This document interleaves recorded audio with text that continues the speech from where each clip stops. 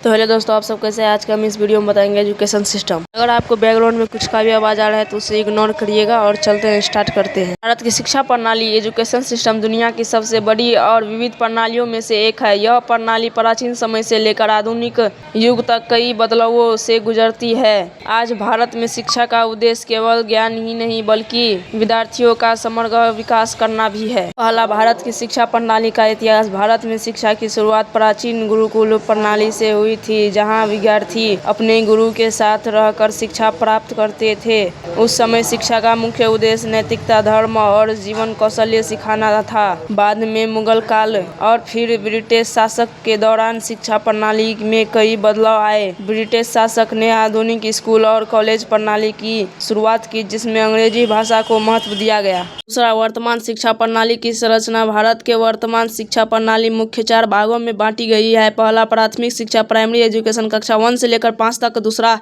उच्च प्राथमिक ऊपर प्राइमरी कक्षा 6 से लेकर 8 तक। तीसरा, माध्यम शिक्षा सेकेंडरी एजुकेशन कक्षा 9 से लेकर 10 तक। उच्च माध्यम शिक्षा सीनियर सेकेंडरी एजुकेशन कक्षा 11 से 12। इसके बाद विद्यार्थी उच्च शिक्षा एजुकेशन जैसे कॉलेज और विश्वविद्यालय में प्रवेश लेते हैं। तीसरा, शिक्षा के बोर्ड और संस्था। भारत में कई शिक्षा बोर्ड है, जैसे CBSE central board of secondary education, ICSE Indian certificate of secondary education, राज्य बोर्ड, स्टेट बोर्ड। इसके अलावा उच्च शिक्षा के लिए प्रसिद्ध संस्था है, जैसे IITS, IIMS और AIIMS, जो विश्व स्तर पर भी अपनी पहचान बना चुकी है। चौथा, शिक्षा का अधिकार। भारत सरकार ने 2009 में शिक्षा का अधिकार कानून लागू किया, जिसके तहत 6 से 14 साल के बच्चे के लिए शिक्षा को अनिवार्य और मुफ्त बना दिया गया। इसके उद्देश्य हर बच्चे तक शिक्षा पहुंचना है। पांचवा, शिक्षा प्रणाली की विशेषताएं। भारत की शिक्षा प्रणाली की कुछ प्रमुख विशेषताएं हैं। पहला, बड़ी संख्या में स्कूल और कॉलेज। दूसरा, विभिन्न भाषाएं में शिक्षा।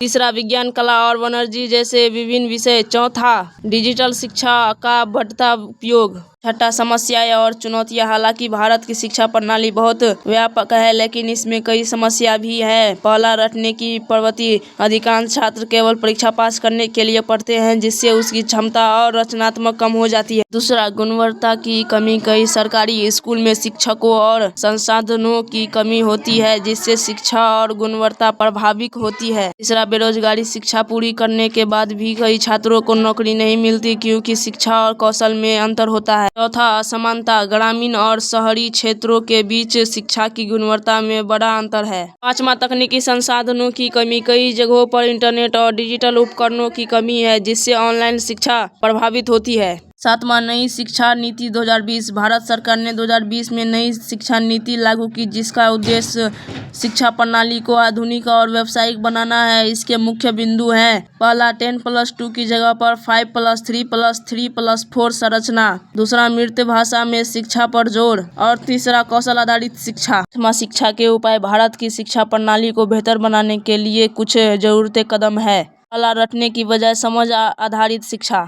दूसरा, शिक्षकों को गुणवत्ता में सुधार। तीसरा, तकनीकी सुविधाओं का विस्तार। चौथा, व्यावसायिक और कौशल शिक्षा को बढ़ावा। और पांचवा, ग्रामीण क्षेत्र में विशेष ध्यान। निष्कर्ष, भारत की शिक्षा प्रणाली में समय के साथ काफी प्रगति की है, लेकिन अभी भी इसमें सुधार की आवश्यकता है। यदि सरकार, शिक्षा और समाज मिलकर काम करे तो भारत की शिक्षा प्रणाली विश्व में सर्वप्रथम बन सकती है। शिक्षा किसी भी देश के विकास की नींव होती है, इसलिए इसे मजबूत बनाना बहुत जरूरी है। आज की वीडियो में बस इतना ही। अगर आपको वीडियो अच्छा लगा हो तो लाइक एंड सब्सक्राइब करें। मिलते हैं किसी नेक्स्ट वीडियो में, तब तक के लिए बाय बाय।